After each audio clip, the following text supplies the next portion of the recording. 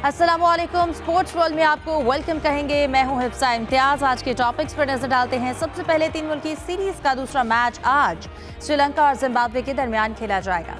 पाकिस्तान की जिम्बाब्वे के खिलाफ जीत के बावजूद कई सवालात ने जन्म ले लिया है, इस पर भी बात करेंगे। और राइजिंग स्टार एशिया कप में पाकिस्तानी शाहीन्स फाइनल से सिर्फ एक फतह की दूरी पर हैं। कल श्रीलंका ए से सेमीफाइनल खेलेंगे और PSL 11 की 2 टीम्स के नामों के इंतखाब पर PCB को मैदान में आना पड़ा। अरशद नदीम और मोहम्मद यासिर ने इस्लामिक सॉलिडेरिटी गेम्स में गोल्ड और सिल्वर मेडल जीत लिया है। पाकिस्तान दुश्मनी में आगे आगे हरभजन सिंह के शाहनवाज धानी से हाथ मिलाने की वीडियो वायरल हो गई है। और एशिया सीरीज भी कल से पर्थ में शुरू हो जाएगी और मराकश के अशरफ हकीमी ने अफ्रीकी फुटबॉलर ऑफ द ईयर का अवार्ड जीत लिया है। ऐसे ही मुख्तलिफ मौज़ूआत पर गुफ्तगू करने के लिए स्टूडियोज़ में मेरे साथ मौजूद हैं जाहिद मकसूद साहब, मोहम्मद यूसुफ अंजुम, जबकि आज के प्रोग्राम में हमारा साथ दे रहे हैं साबिक test fast bowler Mohammad Irfan साहब। उनको वेलकम कहूँगी अपने प्रोग्राम में। उम्मीद करती हूँ मोहम्मद इरफान साहब आप खैरियत से होंगे। आगाज़ करते हैं डिस्कशन का। सबसे पहले मोहम्मद इरफान, मैं आप ही की जानिब आना चाहूँगी। कहिएगा, इस वक्त जो ट्राई सीरीज़ चल रही है, आज का मैच है श्रीलंका और जिम्बाब्वे का, और इसके साथ साथ जो पाकिस्तान ने अपना पहला मैच जिम्बाब्वे के साथ खेला, ओवरऑल पाकिस्तान की परफॉर्मेंस के हवाले से सबसे पहले आप क्या कहेंगे? असल में देखा जाए पाकिस्तान टीम ने जैसे पहला मैच खेला तो बड़ी अच्छी परफॉर्मेंस रही है, लेकिन सबसे ज़्यादा फोकस हमें करना पड़ेगा। हमें हमारे तीनों शोबों को और ज़्यादा स्ट्रॉन्ग करना पड़ेगा, क्योंकि ये छोटी टीमें हैं। जिस तरह श्रीलंका, जिम्बाब्वे और दूसरी है टीमें जिनके साथ साउथ अफ्रीका के साथ हमने इससे पहले खेला था, उसमें परफॉर्मेंस काफ़ी अच्छी रही है। लेकिन जिस पीछे मैच की जिस तरह हम बात करें, पाकिस्तान ने ओवरऑल बहुत अच्छा खेला। जिस तरह हमारी पहली 4 विकेटें आउट होने के बाद बीच में आके प्लेयरों ने आके परफॉर्म किया, तो ये पाकिस्तानी टीम के लिए अच्छा साइन है कि मिडिल ऑर्डर पे भी लड़के स्कोर करना शुरू हो गया। लेकिन मेन चीज़ जो आपकी पता चलती है बड़े टूर्नामेंट में और बड़े मैचों में, तो उसके लिए हमें ज़्यादा तैयारी करनी पड़ेगी, क्योंकि हम हर सीरीज के बाद कह रहे हैं कि हम तैयारी कर रहे हैं आगे वर्ल्ड कप की। तो अभी हमें तजर्बे बंद करके जो अपना पूरा स्क्वाड है उसको कैरी ऑन करना चाहिए और उनको प्रॉपर चांस देने चाहिए, ताकि उनका जो कॉन्फिडेंस है वो आए, क्योंकि बड़े मैच के आगे बड़े टूर्नामेंट में उसका बड़ा प्रेशर होता है। तो ये चीज़ें हमें साथ लेके चलना पड़ेगी। सही। मोहम्मद इरफान साहब, आपको क्या लगता है वर्ल्ड कप की तैयारियों को देखते हुए हमारी तैयारी कहां तक पहुंची है? और जैसा आपने चेंजेस की भी बात की है, तो आपको क्या लगता है किस किस शोबे में मजीद चेंजेस या बेहतरी की ज़रूरत है? असल में हमें तैयारी करनी है कि वर्ल्ड कप के हिसाब से कि हमें शोबे तो तीनों को हमें अपना फोकस रख के उसमें पूरी तैयारी करनी चाहिए, कि चाहे आप देखें बैटिंग में देखें, बॉलिंग में देखें, फील्डिंग में देखें। क्योंकि जिस तरह का T20 का फॉर्मेट है, इसमें आप 1-2 ओवर में ही मैच चेंज हो जाता है। आपकी अच्छी फील्डिंग से भी आप मैच चेंज कर सकते हैं। आपका अच्छा बॉलर 1 ओवर में 1-2 आउट करता है तो फिर भी मैच की कंडीशन चेंज हो जाती है। अगर बैटिंग में आप देखें तो आपका बैट्समैन अगर 1 ओवर 20 या 15 प्लस का लगा दे तो मैच का पूरा सिनेरियो चेंज हो जाता है। T20 फॉर्मेट में आप इजी नहीं हो सकते। हमें तैयारी इस तरह की करनी है कि कल हम मैच खेलने के बाद ये ना हमें हो कि हम स्पिनर लेके जाना चाह रहे थे तो फास्ट बॉलर कम थे। हमें अपने चारों शोबों में प्रॉपर तैयारी के साथ जाना चाहिए, और उसकी तैयारी हम पीछे 5 साल से सुनते आप भी आ रहे होंगे, हम भी सुनते आ रहे हैं कि जी हम अगली सीरीज में तैयारी कर रहे हैं कि यंगस्टर को चांस दे रहे हैं, सीनियर को लेके आ रहे हैं। जो भी अभी हमें हर चीज़ को कंप्लीट करके उसको कैरी ऑन करके चलना चाहिए, ताकि कल को जब अल्लाह ना करे कोई इस तरह के रिजल्ट आए कि जो पाकिस्तान की फेवर में ना हो। हम तो यही दुआ गो कि पाकिस्तान ये वर्ल्ड कप जीत के पाकिस्तान में लाए, जिससे पाकिस्तान की क्रिकेट को और ज़्यादा फायदा हो। तो एक्सक्यूज के कोई टाइम ना हो बीच में, फिर कोई सिलेक्टरों पे बात करने लग जाता है, कोई कोच पे बात करने लग जाता है, कोई प्लेयरों पे। तो हमें इन चीज़ों से बाहर निकलना चाहिए। अगर हमने बड़ी टीमों को बीट करना है और बड़े टूर्नामेंट जीतने हैं तो हमें पॉजिटिव माइंड के साथ जाना चाहिए। जो हम टीम भेज रहे हैं फिर उसको ऑन करना चाहिए। जी मैंने सिलेक्ट किया टीम, मैंने भेजिया, तो हम इसको लेके चल रहे हैं, तो यही हमें जीत के लेके आएगी। बिल्कुल, तो ये चीज़ असल में है। बिल्कुल, परफॉर्मेंस पर तवज्जो देने की ज़रूरत है, अपनी तैयारी पर तवज्जो देने की ज़रूरत है। जाहिद साहब, मैं आपकी जानिब आना चाहूँगी। आज मैच है श्रीलंका और जिम्बाब्वे का। दोनों टीम्स की परफॉर्मेंस श्रीलंका ऑन पेपर भी और ओवरऑल जिम्बाब्वे से तगड़ी दिखाई देती है, लेकिन आपको लगता है कि कोई कंडीशंस के लिहाज से स्ट्रेटजी पर फ़र्क आ सकता है? देखें मोस्टली प्लेयर श्रीलंका के वही हैं जो पहले वनडे सीरीज़ खेल चुके हैं। सिर्फ हासालंका, जो चिराग हासालंका और फर्नांडो को उन्होंने वापस भेजा, वो टीम में नहीं है। हाँ, अलबत्ता एक प्लेयर उनका फ़र्क डाल सकता है, वनिंदु हसारंगा, जो हैमस्ट्रिंग इंजरी का शिकार थे, लेकिन जो गुज़श्ता रात जो प्रैक्टिस किया टीम ने, वहाँ वो मौजूद थे और उन्होंने बॉलिंग भी की है। अगर वो आते हैं, क्योंकि आपको याद होगा कि पाकिस्तान के ख़िलाफ़ उन्होंने बैटिंग भी बहुत अच्छी की और बॉलिंग भी बहुत अच्छी की, और मैं समझता हूँ कि वैसे ऑन पेपर देखा जाए तो ज़ाहिर है श्रीलंका की टीम उनसे बेहतर है। श्रीलंका के अगर चंद प्लेयर्स को निकाला जाए तो ये वही टीम है जिन्होंने एशिया कप में भारत के ख़िलाफ़ 200 प्लस किया था, और फिर आपको याद होगा मैच टाई हो गया था, सुपर ओवर में जाकर श्रीलंका हारा था। पाकिस्तान को भी टफ़ टाइम दिया था और हुसैन तलत ने एंड पे जाकर एक मेन रोल प्ले किया था जब श्रीलंका हारी थी। श्रीलंका की टीम जो है 2020 फॉर्मेट में बहुत अच्छी टीम है। हाँ, अलबत्ता क्योंकि जिम्बाब्वे की टीम जो पाकिस्तान के साथ मैच हुआ, जो पाकिस्तान जीता, बाद में मोहम्मद नवाज़ और फिर हुसैन तलत अच्छा खेले जाकर, और उसके मेजर वजह ये थी पहले मैच की जो ट्राई सीरीज़ का हुआ उसमें जिम्बाब्वे की पुअर फील्डिंग थी। उन्होंने रन्स भी दिए, कैचेस भी ड्रॉप किए, और फिर पाकिस्तानी टीम की तो वही स्टाइल था जो जैसा अभी मोहम्मद इरफान भी जिक्र कर रहे थे। लेकिन जिम्बाब्वे और श्रीलंका का कहना चाहिए कि आज पहला मैच है, दोनों टीमें एक दूसरे को देखेंगी, क्योंकि जो लास्ट मैच हुआ इनका जिम्बाब्वे में हुआ था आपस में दोनों टीमों का, वो श्रीलंका जीती थी। तो देखना यह है कि आज पहले मैच में किस हद तक दोनों टीमें एक दूसरे को आजमाती हैं। और फिर ख़ास तौर पर हम पहले भी जिक्र कर चुके हैं, रावलपिंडी की कंडीशंस, वेदर ऐसा है, और यहाँ पे ये फॉर्मेट भी ऐसा है क्योंकि जो टीम टॉस जीती है वो फील्डिंग पे जाती है, और फील्डिंग का थोड़ा सा एज भी मिलता है जो कि पिछले मैच में पाकिस्तान को मिला था। सही। यूसुफ, आपकी जानिब आना चाहूँगी, कहिएगा आज के मैच में टॉस का एडवांटेज जिस भी टीम को मिलता है उसके लिए कितना ज़्यादा अच्छा होगा, और इसके साथ साथ जैसे कि हसारंगा की बात की, अगर उनकी फ़िटनेस मसाइल की वजह से वो मैच में होते हैं लेकिन उस तरह की परफॉर्म नहीं कर सकते, तो आपको क्या लगता है कि ओवरऑल श्रीलंका की कंपोजिशन पे कितना फ़र्क पड़ेगा? देखिए, श्रीलंका के मेन जो प्लेयर्स हैं वो तो इस टीम का यकीनी तौर पर हिस्सा हैं, और वनिंदु हसारंगा अगर उसमें आ जाते हैं, उनको अगर शामिल किया जाए तो मेरे ख्याल में उससे बेहतर परफॉर्मेंस उनकी हो सकती है। और टॉस तो यकीनी तौर पर जो भी टीम जीतेगी पहले बॉलिंग को तरजीह देगी, क्योंकि हमने भी देखा कि जब पाकिस्तान के साथ मैच था उसमें भी पाकिस्तान की जो बैटर थे उनको फ़ायदा हुआ बाद में बैटिंग करने की वजह से। मजमूई तौर पर ऑन पेपर तो श्रीलंका की तो टीम मजबूत दिखाई दे रही है, लेकिन ऑन द फील्ड अगर बात की जाए जिस तरह की उन्होंने पाकिस्तान के खिलाफ परफॉर्मेंस दी जिम्बाब्वे की टीम ने, तो मेरे ख्याल में उनको आज के मैच में अच्छा हासिल होगा। सिर्फ थोड़ी सी उनकी जो कमियां कोताहियां थी वो फील्डिंग के शोबे में रही हैं। यकीनी तौर पर उन्होंने अपना इस चीज़ पे काम किया होगा कि फील्डिंग, क्योंकि आजकल मैचेस में अहम किरदार अदा कर रही है। बैटिंग और बॉलिंग तो तकरीबन दोनों टीमों की एक जैसी है, लेकिन चूँकि सिकंदर रज़ा को पाकिस्तान की कंडीशन का ज़्यादा बेहतर तरीके से आइडिया है, तो मेरे ख्याल में आज जिम्बाब्वे की टीम को श्रीलंका की निस्बत थोड़ा सा एज हासिल होगा। सही। मोहम्मद इरफान साहब, आपसे जानना चाहूँगी, अब इसके बाद पाकिस्तान के हफ्ते को मैच खेला जाएगा श्रीलंका के साथ ट्राई सीरीज़ का, और उसके बाद जिम्बाब्वे के साथ फिर से मैच है। आपको लगता है कि जो हमारी स्पेशली पावर प्ले को लेकर आपको क्या लगता है, प्लेयर्स के लिए अगर मशवरा दिया जाए, हमारी जो अप्रोच है वो अटैकिंग होनी चाहिए या हमें पावर प्ले में जो है वो रुक कर खेलना चाहिए, स्ट्राइक रोटेट करनी चाहिए? नहीं, असल में अगर देखा जाए क्रिकेट चाहे टेस्ट है, वनडे, T20, उसको आप जब बॉल आता है उसके बाद डिसाइड करते हैं कि बॉल कैसा है, कैसे हमने खेलना है। ये ठीक है, आपके माइंड में होता है कि हमने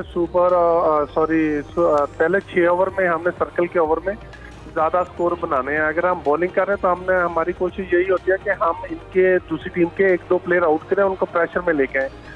अगर हमने स्कोर करना है बैटिंग में तो हमें प्रॉपर क्रिकेट खेलना पड़ेगी। अगर आप कहेंगे कि मुंह उठा के मारते रहेंगे, ये विकेटें और क्रिकेट ऐसी नहीं है कि आप हर मैच में कर सकें। बड़ी टीमें इतनी इजीली हिटें नहीं खाती। यही हम स्ट्राइक रेट देखते हैं, हम पीछे 3-4 ओवर से आ रहे हैं, इसको हमने प्रॉपर ख़त्म करना होगा और प्रॉपर क्रिकेट खेलनी पड़ेगी। जो बैट्समैन सेट हो जाए उसको चाहिए कि वो मैच फिनिश करके आए, इसलिए हम मैच जीतेंगे। अगर कहेंगे कि अपना स्ट्राइक रेट आप 30 बॉलों पे 50 करते हैं, ठीक है, गुड है, लेकिन मैच नहीं जीतते, उसका फायदा नहीं है। तो बड़ी टीम में जो भी बैट्समैन खड़ा होता है वो मैच एंड तक फिनिश करना है, इनको बताना है कि आपने जो भी आपके हैंड में आ जाती है जब मैच की पूरी ग्रिप, फिर छोड़ना नहीं है आपने लेके जाना। जिस तरह हम पहले बात करते हैं, जिम्बाब्वे की टीम ने चांस दिया पाकिस्तान को, छोटी टीमें फील्डिंग में और कैचेस ड्रॉप होने के बाद क्या इस तरह का आपको चांस दे सकते हैं, लेकिन बड़ी टीमें जो है, जिस तरह आप ऑस्ट्रेलिया, न्यूजीलैंड, इंग्लैंड के साथ खेलेंगे आगे, और तो मतलब वो इस तरह की टीमें हैं कि वो आपको चांस ही नहीं देती। फिर हम देखते हैं नहीं यार वो तो इजी था, अभी मुश्किल हो रहा है। तो ये चीज़ें हैं जो हमारे सामने आती हैं। तो हमें प्रॉपर क्रिकेट भी खेलना पड़ेगी और जो स्कोर बोर्ड उसको चलाना भी पड़ेगा, प्लेयरों के माइंड में बताना पड़ेगा भाई 6 की एवरेज है तो 6 आपने करना, ये आप क्रीज पे खड़े हैं। कोई तो आपको नेट में बता देगा कि आपने स्ट्राइक रेट बेहतर करना, तो वो आपको विकेट पे पता है कि विकेट का क्या बिहेवियर है और आगे बॉलर कौन सा, किस तरह मैंने 6 की एवरेज, 7 की और 10 की पूरी करनी एवरेज। ये चीज़ें हमें प्लेयर के माइंड में जब चली जाएंगी फिर हम बड़े प्लेयर और बड़ी टीमों से जीतेंगे। नहीं तो छोटी टीमों से यही है कि हम शुरू में आके 3-4 आउट होने के बाद मिडिल में आके स्कोर का, तो छोटी टीमों का यही होता है। जिस तरह जिम्बाब्वे टीम फील्डिंग मिस कर लिया, कैच ड्रॉप कर दिया, उससे हमें चांस मिल सकता है। हम मतलब के अपनी खामियों को जीतने के बाद छिपा तो सकते हैं, लेकिन जब बड़े टूर्नामेंट में आएंगे, आपने देखा पीछे हम 4-5 साल से यही चीजें देख रहे हैं, छोटी टीमों से हम जीत रहे हैं, लेकिन जैसे कोई बड़ी टीम आती है उधर हमें पता नहीं चलता, लगता है कि हमारी फील्डिंग भी कमजोर है। मोहम्मद इरफान साहब, ये भी तो मसला है कि हम लोग छोटा टारगेट होने के बावजूद भी टीम प्रेशर में आ जाती है। और फिर आपने मैच फिनिश करने की बात की, आपको लगता है अभी कोई ऐसा खिलाड़ी है जिसे मैच फिनिशर कहा जा सके? पाकिस्तान के पास मैच फिनिशर तो है, लेकिन उनके मैं पहले बात करता हूँ वही है कि इनके माइंड में बताना, स्ट्राइक रेट तो ठीक है आप कर रहे हैं, जब आप क्रीज पे खड़े होंगे, बॉलिंग खेलेंगे, आप वहाँ पे शॉट मारेंगे तो फिर ही आपका स्ट्राइक रेट बेहतर होगा ना। आप पहली बॉल पे जाके आपको पता नहीं है बॉल जा रहा है ऑफ स्टंप पे, आप उसको लेग स्टंप पे मारेंगे तो फिर इस तरह की क्रिकेट तो नहीं आप आगे खेल सकेंगे। तो हमारे प्लेयर काफी हैं, बीच में एक दो हैं जो मैच को फिनिश कर सकते हैं, तो लेकिन उसके लिए हमें क्रीज पे खेलना पड़ेगा, खड़े होना पड़ेगा।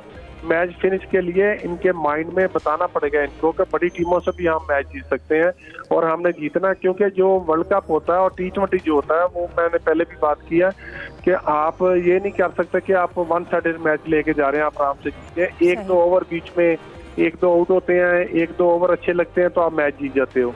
T20 में आपको सारी शोबों में आप को बीट करना पड़ेगा अगली टीमों को, फिर ही आप चैंपियन और बड़ी टीमें बनते हैं।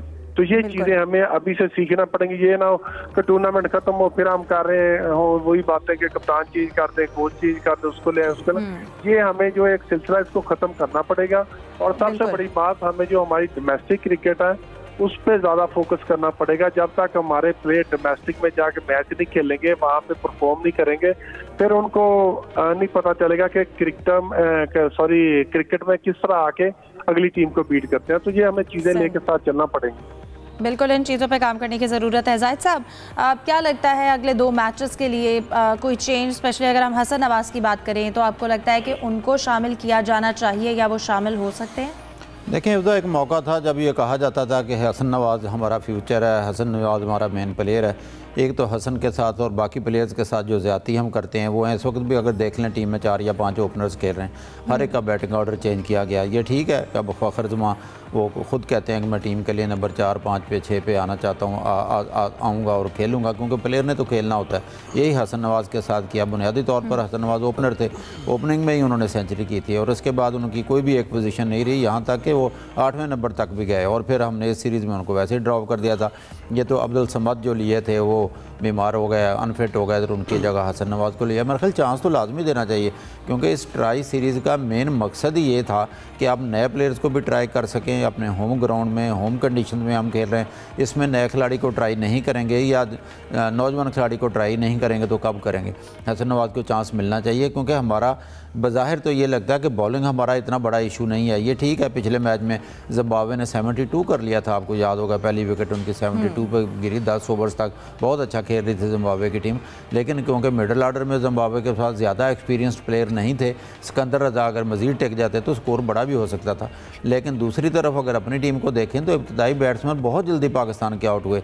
ये जो मॉडर्न डे क्रिकेट का चर्चा हम बड़े अरसे से और सुन रहे हैं और बाकी टीमों को देख रहे हैं कि जी T20 में बहुत बड़ा स्कोर करते हैं, उसका एक नुकसान ये भी हुआ कि हम जल्दबाजी में, फिर मैं जिक्र करना चाहूँगा साहबजादा फरहान का, क्योंकि वो डोमेस्टिक से आए, नेशनल T20 खेली, फिर टीम में आए, बाज़ इनिंग्स उन्होंने बहुत अच्छी खेली। अब पिछले मैच में तो आपको 4 या 4.5 की एवरेज की ज़रूरत थी, इतना बड़ा स्कोर नहीं था जिम्बाब्वे का। उन्होंने आते फिर जो है आंखें बंद करके बड़ी शाट लगाने की कोशिश की, विकेट गंवा कर चलते बने। इसी तरह से साइम गए, फिर बाबर का जिक्र तो तकरीबन हम हर प्रोग्राम में करते हैं, क्योंकि बड़े खिलाड़ी हैं, बड़े प्लेयर हैं, हर एक की नज़रें उन पर होती हैं, फ़ैन फॉलोइंग भी है और ज़ाहिर है एक ख़ास हल्के की तरफ से कहा भी जाता है टीम को उनकी ज़रूरत है, क्योंकि जो जब इनको बाहर बिठाकर उनको लाया गया गया था तो उन्होंने भी कुछ नहीं किया।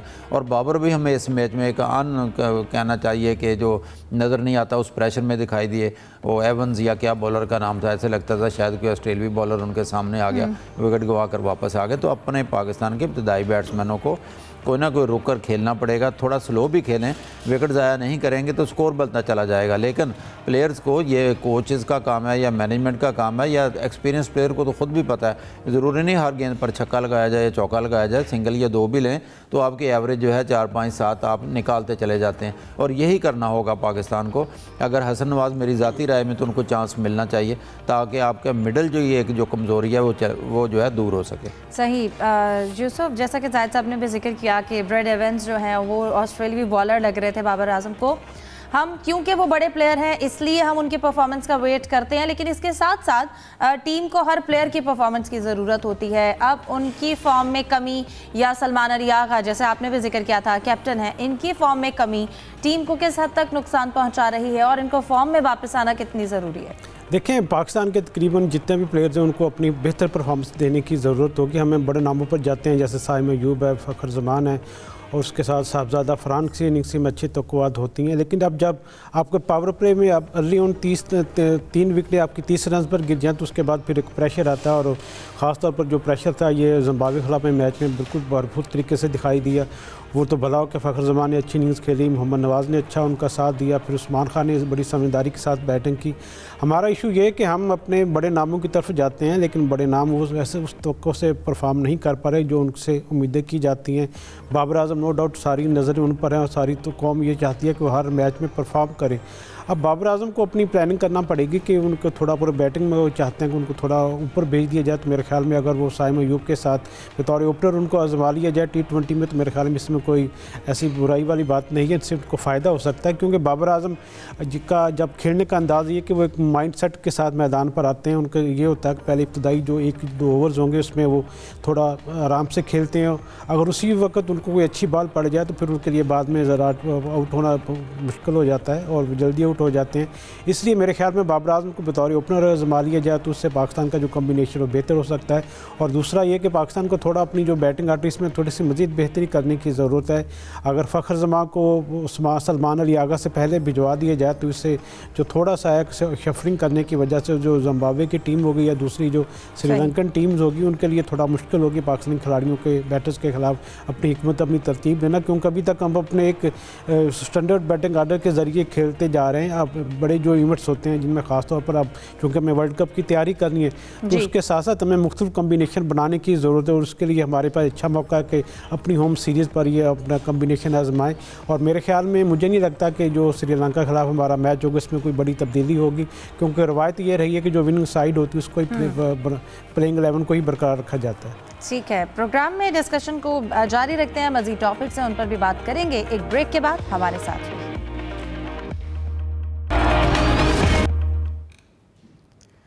Welcome back. 6 बजे मैच शुरू होगा श्रीलंका और जिम्बाब्वे का। 5:30 बजे टॉस हुआ और जाहिद साहब की जानिब आऊँगी। जाहिद साहब, टॉस जीता है श्रीलंका ने और फील्डिंग चूज़ की है। आपको क्या लगता है आज के मैच की स्ट्रेटजी क्या है श्रीलंका? देखिए, दुल्हन शनाका जो है लकी रहे कि टॉस जीते हैं और दूसरे अगर देखा जाए सिकंदर रजा के नुक्ता नज़र से तो अनलकी रहे क्योंकि वो पहले मैच में भी टॉस आ रहे, उनको पहले बैटिंग करना पड़ी और फिर आज भी उनको पहले बैटिंग करना पड़ रही है। तो उनके जो ओपनर हैं ब्रायन बेनेट वो फॉर्म में हैं, बहुत अच्छा खेले थे पहला मैच। और इससे पहले आपको याद होगा पाकिस्तान के खिलाफ जब जिम्बाब्वे जीता था उसमें भी उन्होंने 49 रन किए थे। बहुत अच्छे प्लेयर हैं।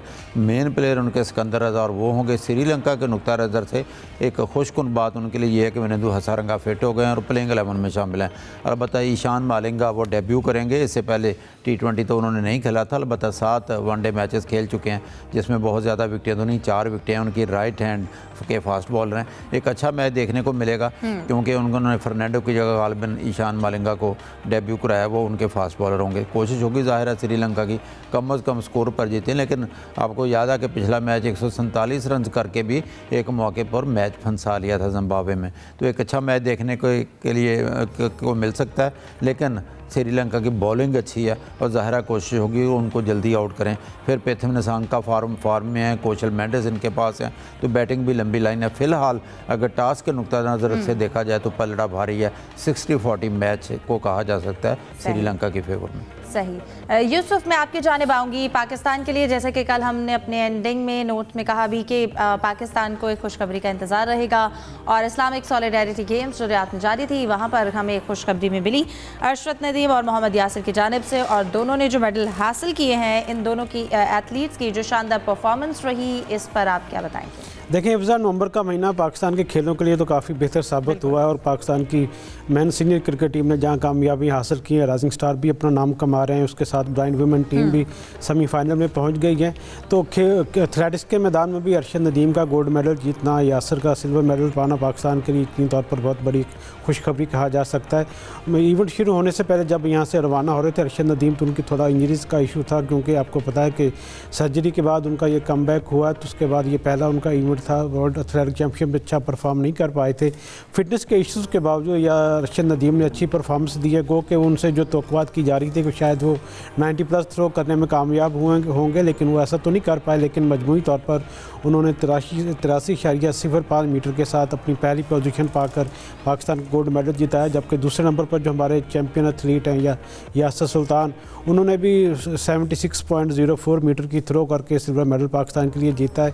इससे पहले पाकिस्तान के इस्लामिक सॉलिडारिटी गेम में सिर्फ 2 ब्रांज मेडल थे जो बॉक्सिंग के इवेंट में कुदरतुल्लाह और फातिमा ज़ोहरा ने पाकिस्तान के लिए जीते थे।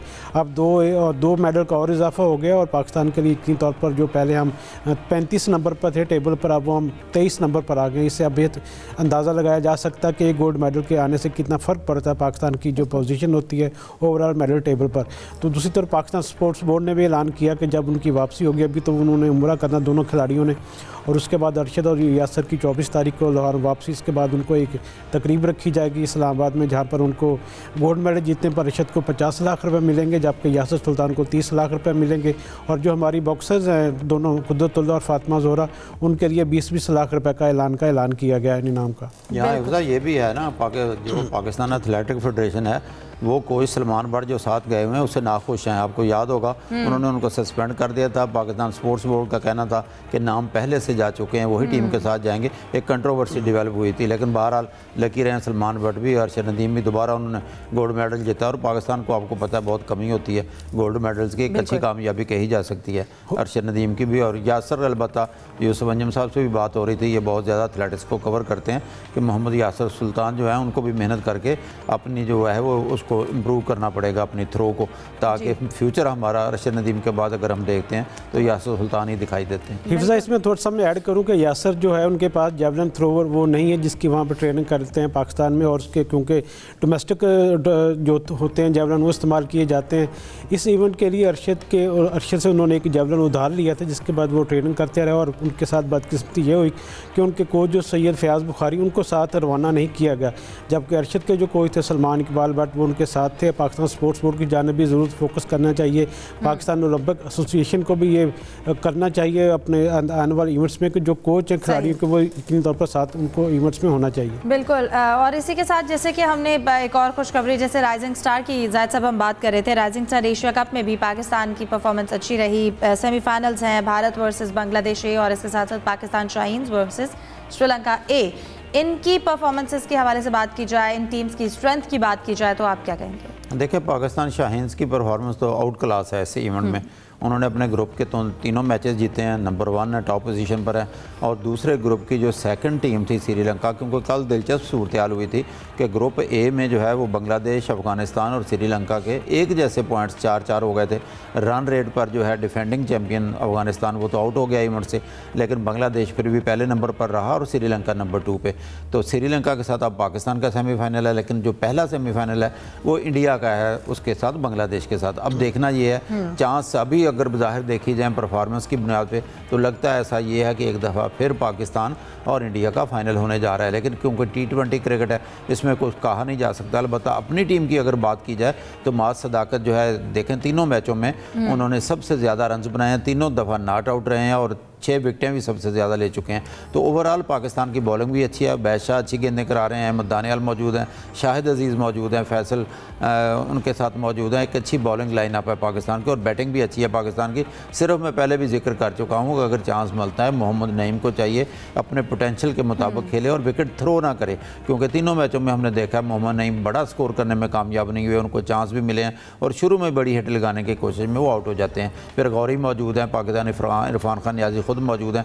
एक अच्छा मैच होगा, यकीनन सेमीफाइनल में हर टीम चाहती है कि वो जीते और फाइनल में पहुंचे, लेकिन पाकिस्तानी टीम से इस वक्त उम्मीदें और तवक्कुआत बहुत ज़्यादा लगाई जा रही हैं। साहिद साहब, इसके साथ साथ एक अबू धाबी में T10 लीग जारी है, वहाँ पर स्पेशली पाकिस्तान मुखालिफ बयान देने वाले हरभजन सिंह की बात की जाए और उनकी और शाहनवाज धानी के हाथ मिलाने की एक वीडियो जो इस वक्त हम सोशल मीडिया पर देख रहे हैं, आपको क्या लगता है? स्पेशली हरभजन सिंह की बात की जाए, वैसे तो मैदान में ऐसे ही होना चाहिए, खेल को सियासत से अलग रखना चाहिए, लेकिन ये जेस्चर से वो क्या बताना चाह रहे थे? उनके एक्शंस और उनके जो वर्ड्स हैं उसमें काफ़ी तजाद देखने को मिला।